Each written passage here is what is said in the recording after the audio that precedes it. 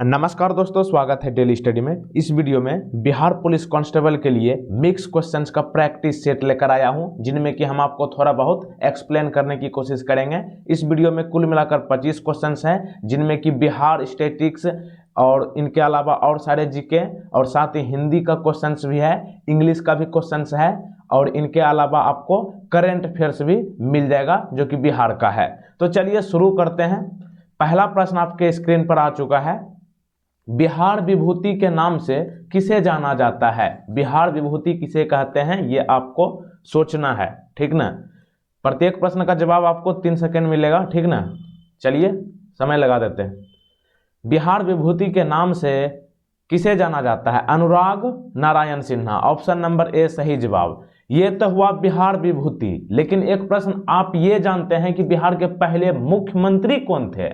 तो आप जानते हैं कि श्री कृष्ण सिंह। लेकिन आपसे एक प्रश्न और पूछा जा सकता है कि बिहार के पहले उप मुख्यमंत्री कौन थे? तब यही होंगे अनुराग नारायण सिन्हा, जो कि बिहार विभूति के नाम से जाने जाते हैं। और अनुराग नारायण सिन्हा इनके अलावा बिहार के वित्त मंत्रालय का भी पदभार जो है सबसे पहले बिहार का संभाले थे। तो ऑप्शन ए यहां पे सही जवाब। क्वेश्चन नंबर 2 आपके स्क्रीन पर आ चुका है। स्वर्ण क्रांति किससे संबंधित है?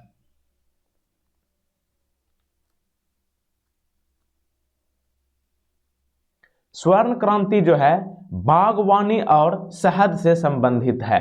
इनके अलावा आपसे और कुछ यहाँ पे जो है पूछा जा सकता है, जैसे कि भूरी क्रांति किससे संबंधित है? चमड़ा। हरित क्रांति किससे संबंधित है? कृषि उत्पादन से। गुलाबी क्रांति किससे संबंधित है? प्याज से और झींगा से। लाल क्रांति मांस टमाटर उत्पादन, टमाटर वैसे लाल होता है तो लाल क्रांति। गोल क्रांति आलू गोल होता है तो गोल क्रांति आलू से। रजत क्रांति, रजत क्रांति मतलब अंडा, ठीक ना, अंडा में जो प्रोटीन पाया जाता है इसलिए रजत क्रांति। श्वेत क्रांति सब लोग जानते हैं कि दूध उत्पादन से है, ठीक ना, सुधा का दूध मिलता है ना, सबसे पॉपुलर जो है यहाँ पे बिहार में, तो श्वेत क्रांति होगा आपका दूध से। पीली क्रांति आप समझ सकते हैं ये किससे होगा? तेल से, ठीक ना। सरसों कैसा होता है? उसका फ्लावर यानी कि फूल देखे होंगे तो वो पीला होता है, ठीक ना, तो पीली क्रांति होगी आपका तेल से, ठीक ना, सरसों का। नीली क्रांति किससे है? मछली से। काली क्रांति पेट्रोलियम उत्पादन से। क्वेश्चन नंबर नेक्स्ट आपके स्क्रीन पर है। रूस में फरवरी क्रांति कब हुई थी? रूस में फरवरी क्रांति जो है 1917 में हुआ था। ऑप्शन नंबर डी सही जवाब है। जैसा कि आपको ये पता है, बिहार की राजधानी में जो पटना हाई कोर्ट है, ठीक ना, पटना हाई कोर्ट की स्थापना कब हुई? 1916 में। और इसमें एक और जोड़ दीजिए, कितना हो गया? 1917, यानी कि रूस में 1917 में फरवरी क्रांति हुई थी, ठीक ना। और ये जो है लेनिन द्वारा शुरू किया गया था। Question number next. Supreme court किस अनुच्छेद के तहत रीट जारी कर सकता है? देखिए, 2 रीट जो है जारी किया जाता है 2 तरीके से, एक सुप्रीम कोर्ट के तरीका से और एक उच्च न्यायालय जो कि हाई कोर्ट है जैसे बिहार में है। तो देखिए, सुप्रीम कोर्ट जो है अनुच्छेद 32 के तहत रीट जारी करते हैं। आप लोग ये सोचते होंगे ये रीट क्या है? रीट जो है, रीट का मतलब हुआ किसी व्यक्ति को अपने मौलिक अधिकारों की रक्षा के लिए सर्वोच्च न्यायालय, सर्वोच्च न्यायालय मतलब सुप्रीम कोर्ट, और उच्च न्यायालय, उच्च न्यायालय मतलब राज्य में जो हाई कोर्ट होता है, यहां जाने का अधिकार है। किस लिए? मौलिक अधिकारों की रक्षा के लिए आप जा सकते हैं। और ये रीट जो है कुल मिलाकर कितने प्रकार का जारी किया जाता है? 5 प्रकार का। और सुप्रीम कोर्ट में किस अनुच्छेद के तहत हम लोग जा सकते हैं अपने मौलिक अधिकारों की रक्षा के बारे में कहने के लिए? अनुच्छेद 32 के तहत। और अगर पूछे राज्य में यानी कि हाई कोर्ट में, तब होगा आपका 226, ठीक ना। क्वेश्चन नंबर 5 है। निम्नलिखित दलों में से किसने अपने प्रतीक के रूप में स्वास्तिक का इस्तेमाल किया था? स्वास्तिक का इस्तेमाल इनमें से किस दल ने किया था? स्वास्तिक का आप लोग देखे होंगे, कैसे होता है भूल गए भाई। हाँ ठीक है, देखो बना देते हैं, ऊपर रहता है, गलती हो रहा है ना। हाँ ऐसे रहता है, यही ना स्वास्तिक, ठीक ना। तो स्वास्तिक का जो है इस्तेमाल सबसे पहले ये नाजी पार्टी ने किया था, ऑप्शन नंबर सी। तो देखिए, स्वास्तिक को और किस नाम से जाना जाता है? फ्लाई फोर्ट कहा जाता है, ठीक। और नाजीवाद जो है कहाँ की पार्टी थी, ये जर्मनी की नाजी पार्टी से जुड़ी राजनीतिक मान्यताओं का एक समूह था। और नाजी पार्टी की शुरुआत जो है कब हुई थी, 1920 में, ठीक ना, 1920 में ये बन के तैयार हुआ था। ध्यान रखिएगा, ये कहाँ की थी, ये आपका जर्मनी की थी, ठीक ना। क्वेश्चन नंबर 6, बिहार का अधिकांश क्षेत्र किसके अंतर्गत आता है। यहाँ पे आपको ऑप्शन देखना है, तब आपको ये क्वेश्चन समझ में आएगा। मतलब बिहार जो है, इनमें से अब आपको समझ में आया होगा, ऑप्शन में सब में मिट्टी लगा है। मतलब बिहार का क्षेत्र में जो है अधिकांश मिट्टी कौन पाया जाता है, जलोढ़ मिट्टी पाया जाता है। ऑप्शन नंबर बी, बिहार में सबसे ज्यादा अगर कोई मिट्टी पाया जाता है तो वो है जलोढ़। और बिहार में आमतौर पर 3 प्रकार की मिट्टी पाई जाती है, जिसमें पिडमोट, ये है पिडमोंट दलदली मिट्टी। इसको आपको जरूर ध्यान रखना है, क्योंकि पिडमोंट दलदली मिट्टी जो है ये धान की खेती के लिए उपयोग किया जाता है। डायरेक्ट आपसे पूछेगा कि बिहार में जो धान की खेती होती है, ये सबसे ज्यादा किस मिट्टी के कारण जो है बिहार में धान की खेती होता है, पिडमोंट दलदली मिट्टी। और ये कहाँ पाया जाता है, चंपारण के एरिया में पाया जाता है। इनके अलावा है तराई मिट्टी और गंगेय जलोढ़, ठीक ना। तो यहाँ पे सबसे ज्यादा जलोढ़ मिट्टी बिहार में उपलब्ध है।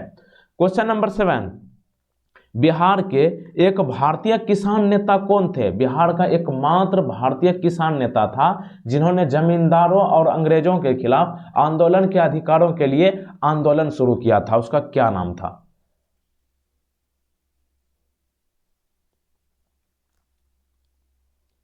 यदुनंदन शर्मा यहाँ पे सही जवाब है, option number B.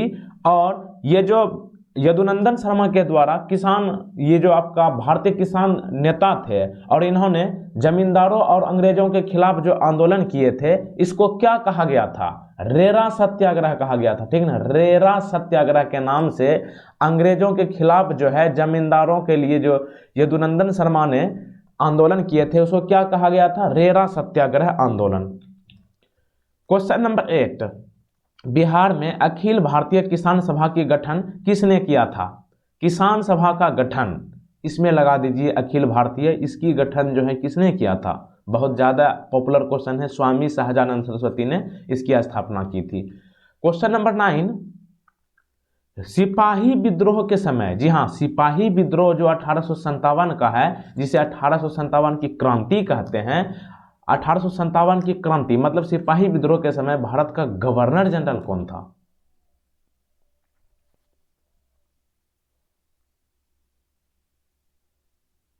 Lord Canning था, ठीक ना। ऑप्शन नंबर ए, बहुत बार पूछा गया क्वेश्चन है। लॉर्ड कैनिंग जो है सिपाही विद्रोह के समय भारत का गवर्नर जनरल था। सिपाही विद्रोह को 1857 की क्रांति कहते हैं। अगला प्रश्न देखिए, 1857 की क्रांति को सबसे पहले सैन्य विद्रोह किसने कहा था। आपको पता, अभी बताया ना कि 1857 की क्रांति को सैनिक विद्रोह भी कहा गया, लेकिन सैन्य विद्रोह यानी कि सैनिक विद्रोह सबसे पहले किसने कहा 1857 की क्रांति को।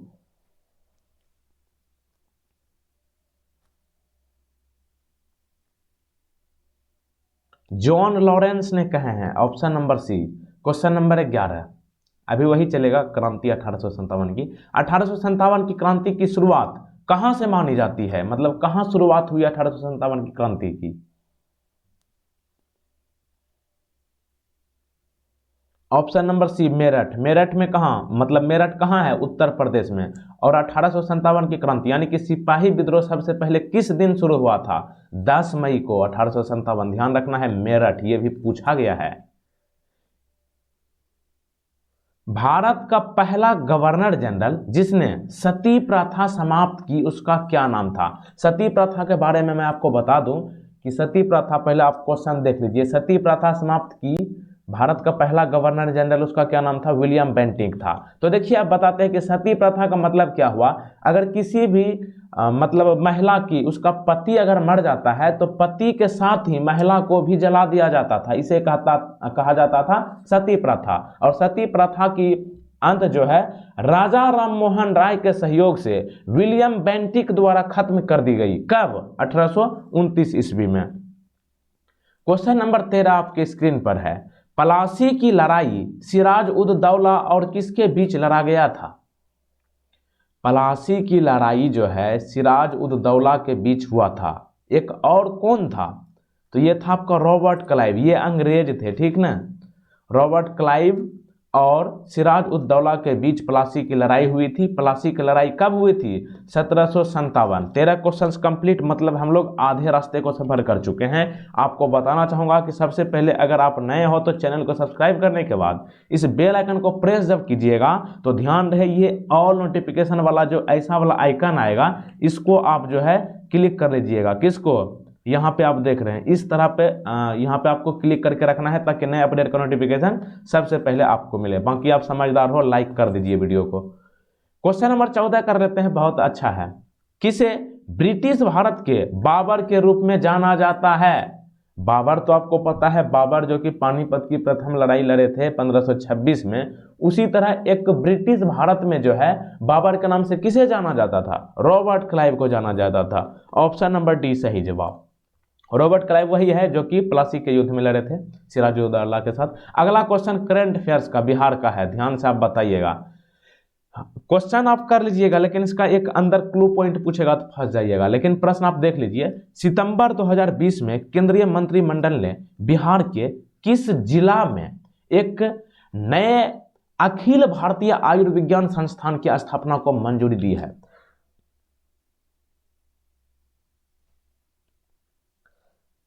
तो देखिए, कुछ दिन पहले दरभंगा वासियों के लिए सबसे अच्छी खबर थी कि यहाँ पे जो है दरभंगा एयरपोर्ट की शुरुआत हुई। और यहाँ पे सितंबर 2020 में जो है केंद्रीय मंत्रिमंडल ने दरभंगा में एक नए अखिल भारतीय आयुर्विज्ञान संस्थान यानी कि नए एम्स की स्थापना को मंजूरी दी है। लेकिन यहाँ पे सबसे इंपॉर्टेंट प्रश्न आपसे ये पूछा जाएगा कि बिहार के दरभंगा में जो नए एम्स की स्थापना को मंजूरी दी गई है इसका लागत कितना है, मतलब कुल बजट कितना रखा गया है? 1264 करोड़ यानी कि 1264 करोड़ रखा गया है, ठीक ना। और ये जो है ना एम्स, ये डॉक्टर के क्षेत्र में मतलब चिकित्सा के क्षेत्र में सबसे बड़ी संस्थान है। क्वेश्चन नंबर 16 आपके स्क्रीन पर आ चुका है। ऐसा शब्द, हिंदी का क्वेश्चन है, बहुत अच्छे से कीजिएगा। ऐसे शब्द जो दो या दो से अधिक शब्द वाक्य या वाक्यांशों को जोड़ने का काम करते हैं वे शब्द क्या कहलाते हैं? जैसे कि मोहन आया और परीक्षा दिया, इसमें दो वाक्य हुआ ना, तो इसको क्या कहेंगे एक शब्द में? इसे कहते हैं समुच्चय बोधक शब्द, ठीक ना। Option number C. जैसे कि उदाहरण से, वह दफ्तर से आया और सो गया। पहले क्या हुआ? दफ्तर से आया, उसके बाद सो गया, दो काम हो रहा है ना, तो ये हो गया आपका समुच्चय बोधक। क्वेश्चन नंबर हिंदी का ही है 17 नंबर। जिन वाक्यों में घृणा, घृणा मतलब समझ रहे हैं, आई हेट यू, मैं तुमसे नफरत करता हूं, घृणा, हर्ष, शोक, आश्चर्य, आश्चर्य तो आप समझ ही गए होंगे, और भाव प्रकट, यानी कि जिस वाक्य में घृणा, हर्ष, शोक, आश्चर्य और भाव प्रकट और विषम यदि बोधक हो उसे क्या कहते हैं? विस्मयादि बोधक का चिन्ह कैसा होता है? ऐसे, मतलब नहीं वहां पे आश्चर्य कर देते हैं कि एक बच्चा भी ट्रक को चला लिया, तो वहां पे आप क्या कीजिएगा? आश्चर्य कीजिएगा ना कि बच्चा कैसे ट्रक चला सकता है, तो इसको क्या कहा जाता है?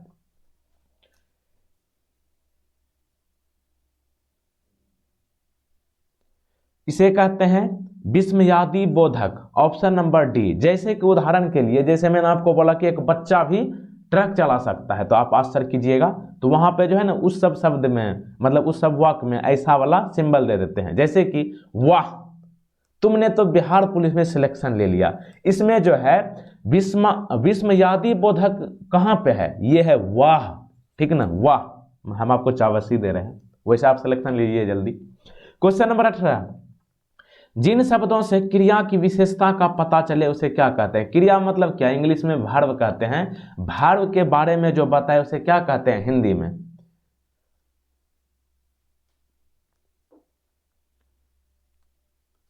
क्रिया विशेषण कहते हैं, ठीक ना।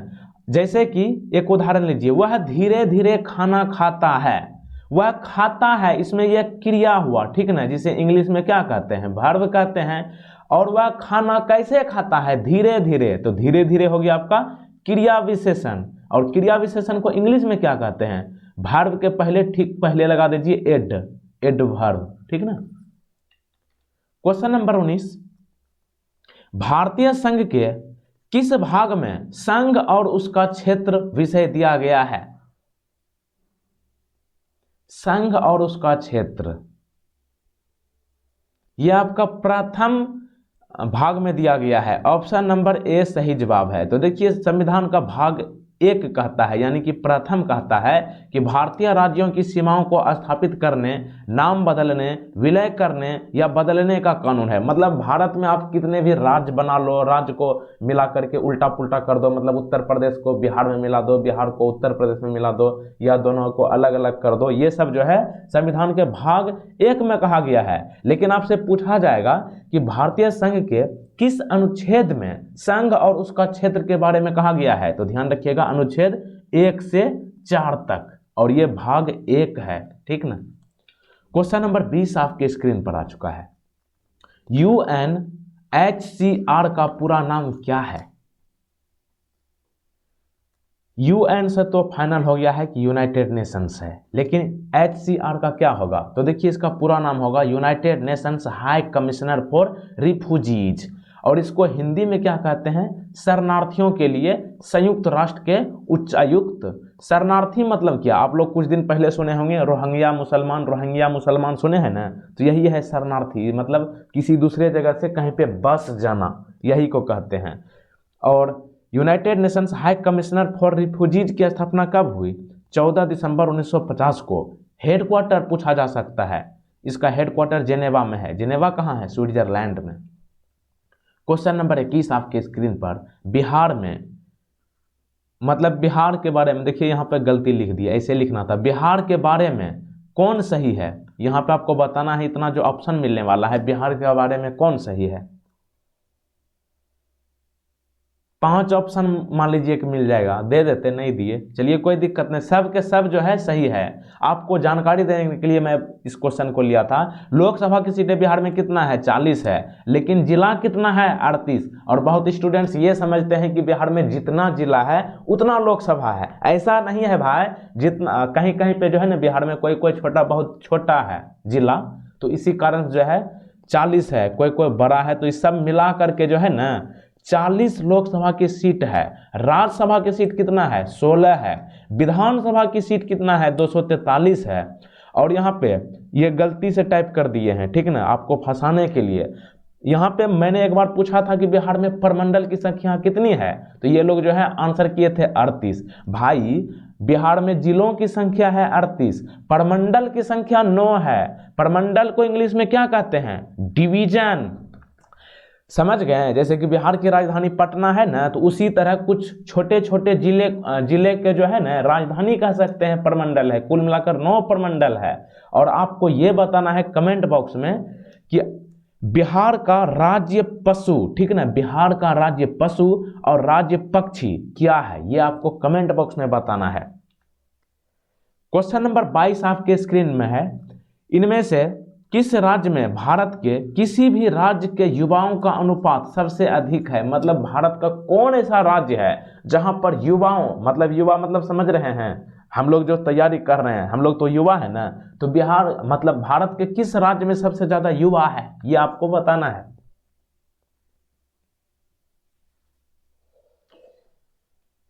अपना प्यारा राज्य बिहार, बिहार में सबसे ज्यादा युवा की संख्या है। और ये डाटा जो है 2011 की जनगणना के अनुसार है। और बिहार के 58% से अधिक लोग 25 वर्ष से कम आयु के हैं, और भारत के सभी राज्यों में इसका उच्चतम अनुपात है। तो ध्यान रखिएगा, आपसे ये पूछा जा सकता है लगभग कितना प्रतिशत बिहार में युवा है? 58% है। युवा मतलब समझ सकते हैं लड़के हो या लड़कियां, यानी कि युवा एवं युवतियां सब मिला करके है ये डाटा। क्वेश्चन नंबर 23, ओम के नियम किस पर लागू किया जा सकता है?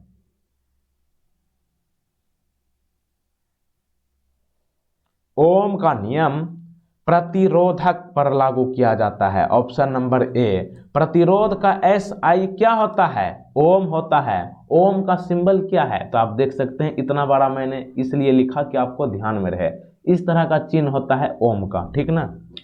क्वेश्चन नंबर 24 आपके स्क्रीन पर आ चुका है, मिस्र की राजधानी कहाँ है? कभी कभी पूछ लेता है 1-2 राजधानी।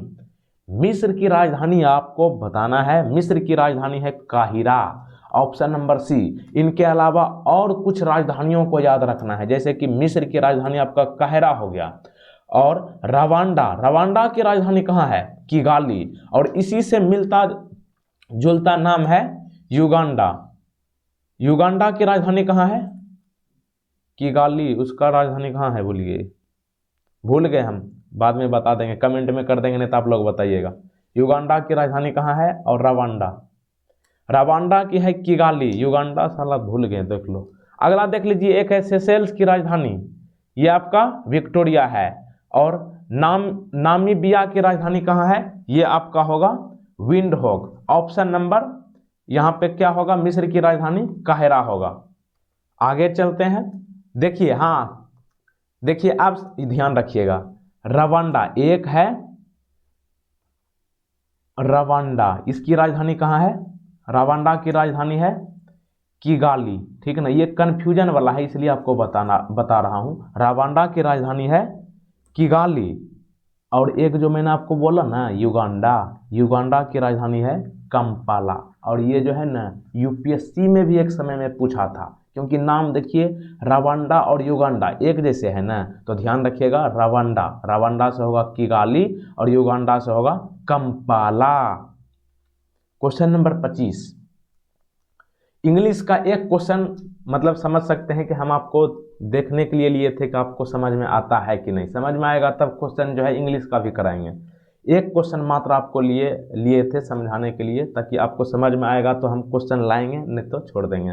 देखिए, इंग्लिश का क्वेश्चन है, choose the correct assertive form of the following sentence from the given options. Assertive का मतलब क्या होता है?